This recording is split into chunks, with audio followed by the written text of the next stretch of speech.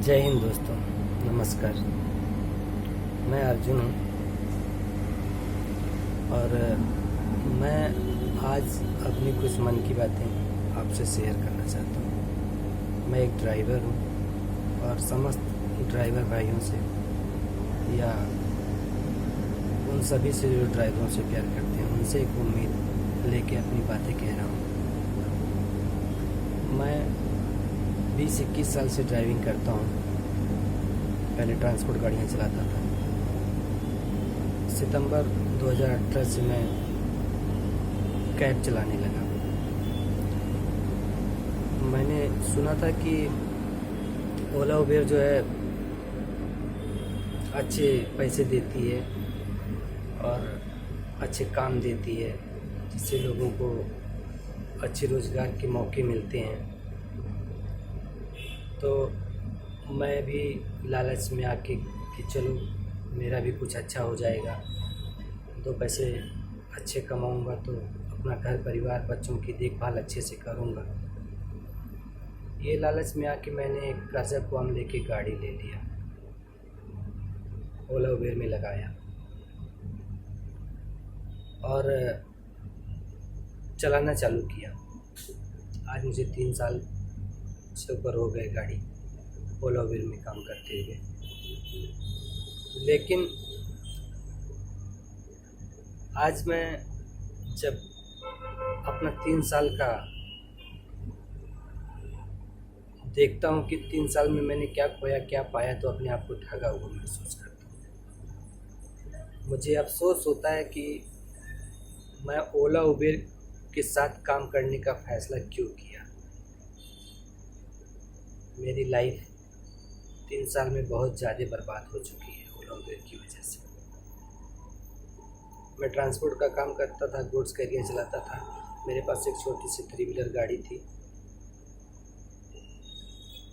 करता था 25,000 30,000 कमा भी लेता था। मैं ज़्यादा खुश था। मेरे ऊपर कोई कर्जा नहीं था। परिवार बच्चों की पढ़ाई लिखाई सब कुछ ठीक ठाक ही चला लेता था। सेविंग नहीं होती थी लेकिन कर्जा नहीं था, सुकून था, बोझ नहीं था किसी प्रकार का। लेकिन मैं सोचा कि जब ओला उबेर में लोग गाड़ियाँ चला रहे हैं, अच्छा कर रहे हैं, तो मैं भी ले लेता हूँ, थोड़ा अच्छा कमाऊँगा। लेकिन गाड़ी तो ले लिया दोस्त, लेकिन बहुत जल्द मुझे अपनी गलती का एहसास होने लगा। लेकिन चूँकि गाड़ी ले लिया था, 1.5 लाख रुपए मैंने कर्जा भी ले लिया था गाड़ी लेने के लिए, और एक गाड़ी ले लिया, लगभग 15,000 रुपये की EMI थी। मैं चलाना चालू किया तो 10 रुपये 11 रुपये किलोमीटर के हिसाब से मुझे मिल जाता था। काम था, रेट तो ख़राब था लेकिन काम था, तो मेहनत करते थे तो 1000 1200 1500 कभी बच भी जाता था। 1000 से 1200 रेशियो वही 30,000 के आसपास आता था, बच जाता था। लेकिन 30,000 से ऊपर की इनकम होती नहीं थी। उसमें 15,000 रुपये चले जाते थे गाड़ी की किस्त के। 2-3 क्या 4-5 हज़ार रुपये में मुंबई में अकेले रहता था, तो 4 से 5 हज़ार रुपये मेरा भी खर्चा था। और 1.5 लाख रुपये मैंने कर्जा जो लिया था वो मैं गाड़ी कमा के चुका नहीं पाया। आज 3 साल से ऊपर हो गया और गाड़ी 200 250 300 किलोमीटर रोज़ चलाता था। स्वाभाविक है, गाड़ी चलेगी तो गाड़ी में खर्चे निकलेंगे। आए दिन महीने में एक आध बार गाड़ी में कुछ ना कुछ प्रॉब्लम हो जाता था। यार दोस्तों से कर्जे कुआम लेके मैं गाड़ियाँ बनवाता था, चलाता था। फिर कुछ आता था तो चुकाने की कोशिश करता था, लेकिन चुका नहीं पाया। धीरे धीरे करते करते साल बीतता था तो पासिंग का टेंशन हो जाता था, 20,000 इंश्योरेंस का टेंशन हो जाता था, 10,000 टैक्स का टेंशन हो जाता था। 1 साल के बाद मेरी गाड़ी के टायर ख़राब हो गए, टायर डाला, वो भी कर्जे लेके डाला। कुल मिला के 10 घंटा 12 घंटा मेहनत करके भी 1.5 लाख कर्जा लेके जो मैंने गाड़ी लिया था वो तो नहीं चुका पाया आज तक। लेकिन गाड़ी बिगड़ती थी। साल का गाड़ी का जो खर्चा होता था वो आता था, इंश्योरेंस का, टैक्स का, पासिंग का, पीयूसी का। ये सब करते करते 3 साल में मैं 2.5 लाख रुपया और भी कर्जा हो गया। 2.5 लाख, वो 1.5 लाख पहले से मैंने कर्जा लेके गाड़ी लिया था। लगभग 4 लाख रुपया आज मैं कर्जा हो गया हूँ। और मैंने कभी मेहनत तो बहुत किया, हर रोज़ 10 घंटा मैं गाड़ी चलाया। लेकिन ओला उबेर वालों ने, हम लोग कंप्लेन भी बहुत किए, मेरे जैसे हज़ारों ड्राइवरों ने कंप्लेन किया होगा कि रेट को लेके, कि रेट बहुत कम है। लेकिन ये ड्राइवरों की सुनते नहीं हैं। ड्राइवर चाहे मर जाए, इनको फ़र्क नहीं पड़ता ओला उबेर वालों से। और आज गाड़ी का कंडीशन ऐसा है कि गाड़ी भी खड़ी हो गई, काम नहीं है। कोरोना जब से लगा है तब से हम लोग घर चला नहीं पा रहे हैं कायदे से, बड़ी मुश्किल से घर चलाते हैं। बैंक का कर्जा तो आज लगभग 1 साल ओवरड्यू हो गया, नहीं चुका पा रहे हैं। चलाते हैं तो गाड़ी ख़राब होती है, उसका मेंटेनेंस नहीं कर पा रहे हैं। सब मिला के आज ये हाल हो गया कि मेरी गाड़ी में 50 से 60 हज़ार रुपये का काम है। टायर पूरे ख़राब हैं। अगले महीने में इंश्योरेंस ख़त्म हो जाएगा। 2 साल से मैंने टैक्स नहीं भरा है, गाड़ी का रोड टैक्स। गाड़ी के इंजन में कुछ प्रॉब्लम है, शायद क्लच प्लेट भी चला गया है, एक्सीलरेटर सेंसर का प्रॉब्लम है। सब मिला कर 8-10 हज़ार रुपये, गाड़ी में 15 हज़ार रुपये लगभग और भी खर्चा है। बीच में मेरा एसी का कंप्रेसर ख़राब हो गया था, मेरे पास पैसे नहीं थे, वो भी मैं 20 हज़ार रुपये कर्जा लेके कंप्रेसर का काम करवाया। एसी चालू रहेगा तो कस्टमर को प्रॉब्लम नहीं होगी, क्योंकि एसी अगर कूलिंग कम कर दे तो कस्टमर लोग गालियाँ देना चालू कर देते हैं कि तेरी गाड़ी में बैठ के तो हमने बड़ी गलती कर दी। ओला वाले ये करते हैं, ओला वाले वो करते हैं, गाड़ियाँ अच्छी नहीं है, मुहैया नहीं करवाते हैं। और ओला कंपनी बोलती है आप एसी हमेशा 24 घंटा चालू लो, अच्छी सुविधाएँ। हम अच्छी सुविधाएँ देते भी हैं, डोर टू डोर जाके कस्टमर को पिकअप करते हैं, डोर टू डोर जाके ड्रॉप करते हैं, अच्छी सुविधा देते हैं, एसी की सुविधा देते हैं, कंफर्टेबल गाड़ी की सुविधा देते हैं, साफ़ सफाई की सुविधा देते हैं। कोरोना काल में हर तरह की जो गाइडलाइंस थी उसको हम लोग पालन करके कस्टमर को सुविधा दे रहे थे। लेकिन ओला उबेर ने क्या किया, जब कंपनी चालू हुई थी तो 23 रुपये किलोमीटर देती थी। ओला और उबेर ये दोनों आपस की कंपटीशन, हमारे जैसे गरीब टैक्सी ड्राइवरों की ज़िंदगी को ऐसा वाट लगा दिया कि कहीं के नहीं रहे।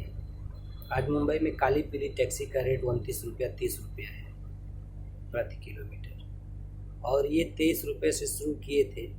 काली पीली गाड़ियाँ, उसमें कस्टमर इस समय ना के मात्र बैठते हैं। उनकी गाड़ियों का ना तो एसी ठीक होता है, ना तो सीट ठीक होता है, ना तो वो ड्राइवर स्वच्छ होते हैं। गाड़ियाँ काली पीली देखने जाओ तो दुनिया भर की गंदी रहती है। हम अपनी गाड़ियों को वेल मेंटेन रखते हैं, लेकिन उनकी गाड़ियों का रेट जो है काली पीली का 30 रुपया 29 रुपया तो इस समय मुंबई में रिक्शा चल रही है। और ये एसी गाड़ी, डोर टू डोर सर्विस देने वाली गाड़ी, कायदे से हम अपने कस्टमरों को इज्जत देते हैं, सम्मान देते हैं, प्यार से बातें करते हैं। खैर कस्टमर हमसे भी अच्छी सी बातें करते हैं, ऐसी बात नहीं है, बहुत प्यार से इज्जत देते हैं, सम्मान देते हैं। कभी हम अपनी प्रॉब्लम सुनाते हैं तो सहानुभूति प्रकट करते हैं, हर तरह की सुविधाएं देते हैं। लेकिन ये रेट कम करते करते आज 5 रुपये 6 रुपये पे गाड़ी चलाने पर मजबूर कर दी है। 5 रुपया गाड़ी, सीएनजी और डीजल में जो गाड़ी चलती है उस समय 5 रुपये प्रति किलोमीटर खर्चे आते हैं, पेट्रोल, सीएनजी के, डीजल के। उसमें गाड़ी का खर्चा तो छोड़ो, सिर्फ सीएनजी और पेट्रोल का खर्चा निकलता है, इनकम की तो बहुत दूर की बात है। अब कैब चला के एक ड्राइवर जिए तो जिए कैसे, मरने की नौबत आ गई।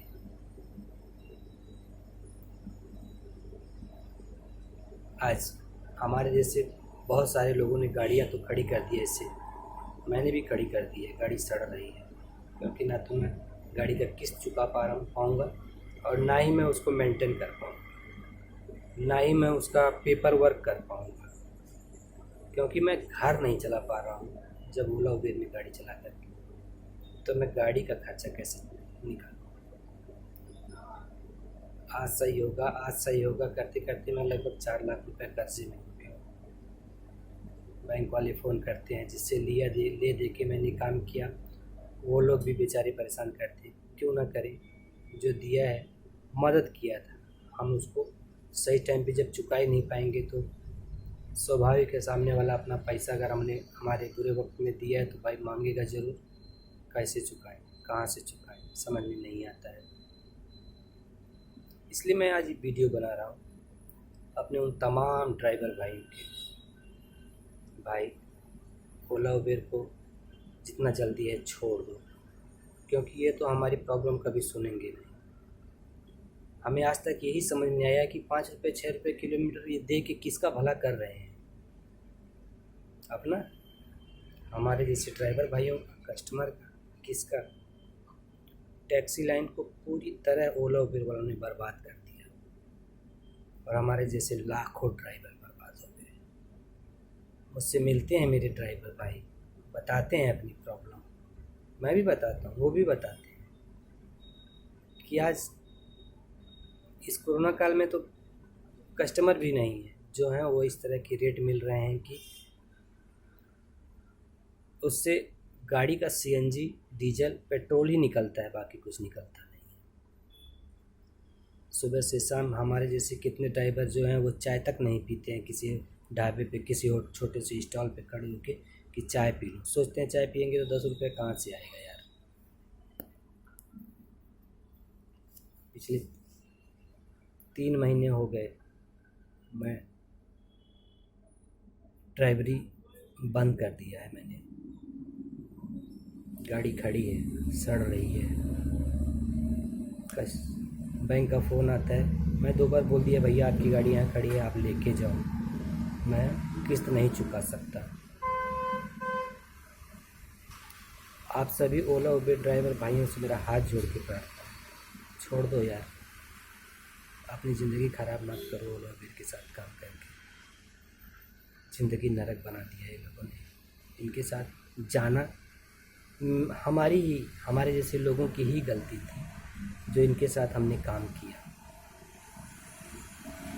हम तो कहीं के नहीं रहे, ये ज़रूर करोड़पति अरबपति बन गए।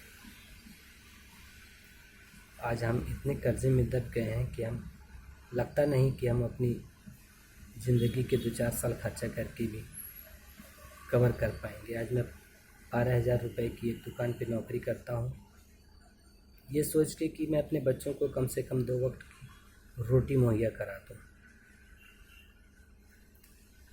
उनको मैं पढ़ाऊँगा कैसे, लिखाऊँगा कैसे, ये मुझे अब समझ में आता नहीं है। मुझे लगता है कोरोना काल जब ख़त्म होगा, बच्चे स्कूल जाने लायक रहेंगे, तो एडमिशन कराने के लिए मेरे पास पैसे नहीं होंगे। हम सोचते हैं जब हमारे बच्चे बोलेंगे कि पापा मुझे ड्रेस सिला दो, तो मैं कहाँ से सिलाऊँगा, मुझे समझ में नहीं आता है, पता नहीं चलता है। क्या करें, कुछ समझ में आता नहीं है। अब कोई और काम करने की कोशिश कर रहा हूँ, सोचता हूँ कि कुछ और काम मिल जाए तो कर लूँ। ज़िंदगी में सिर्फ बच्चों की पढ़ाई लिखाई और खाना खर्चे का ही अब गम है, चिंता है। किस्त या बैंक का लोन जो है तो चुकाना ही बड़ी मुश्किल है, चुका तो पाएंगे ही नहीं, कैसे चुकाएंगे समझ में नहीं आता है। ओला उबेर वाले ये चीज़ देखते क्यों नहीं है कि जब एक मामूली मुंबई शहर में मामूली रिक्शा इस समय 29 रुपये प्रति किलोमीटर से चलती है, और ये 8 लाख 7 लाख रुपए की कार को 5 रुपये 6 रुपये किलोमीटर क्यों चलवा रहे हैं? मालूम है इनके साथ जुड़ के हमारे से ड्राइवर आज भी जो चला रहे हैं वो क्यों चला रहे हैं? उनकी गाड़ी का किस्त नहीं जा रहा है, वो गाड़ी का मेंटेनेंस नहीं निकाल पा रहे हैं, वो मजबूर हैं कि उनका घर कैसे चलेगा। 10 घंटा जब वो 12 घंटा गाड़ी पे खट के आते हैं ना, तो शाम को उनके घर में रोटी बनती है, बस यही सोच के वो कर रहे हैं कि भाई चलो कम से कम बच्चों का पेट तो किसी तरह भरना ही है, मजबूरी में भर रहे हैं, लेकिन कब तक भरेंगे ये गारंटी नहीं है। जिसका जिसका गाड़ी ख़राब होते जाएगा वो बनवा नहीं पाएगा। तो आप सभी ड्राइवर भाइयों से निवेदन है, ओला उबेर को छोड़िए यार, छोड़ो, मज़ा नहीं है इनके साथ काम करके, ज़िंदगी नरक बन गई है। आप भी अपना कुछ दूसरा कर लो यार, घर तो चल जाएगा, 10-12 हज़ार 15 हज़ार की कहीं भी ड्राइवरी मिल जाएगी, करो, अपना घर चलाओ, थोड़ा टाइम दो, फिर कुछ नया काम मिलेगा तो कर लेना। इनका साथ छोड़ दो प्लीज़, इनका साथ छोड़ दो। और अगर कोई ड्राइवर भाई मेरा ये वीडियो देख रहा है तो प्लीज़ हमें बताए, जो बात मैं शेयर करने की कोशिश किया, आप भी इसी रास्ते से गुजर रहे हैं तो बताइए, और आपके पास हमारे लिए कोई सुझाव हो तो दीजिए।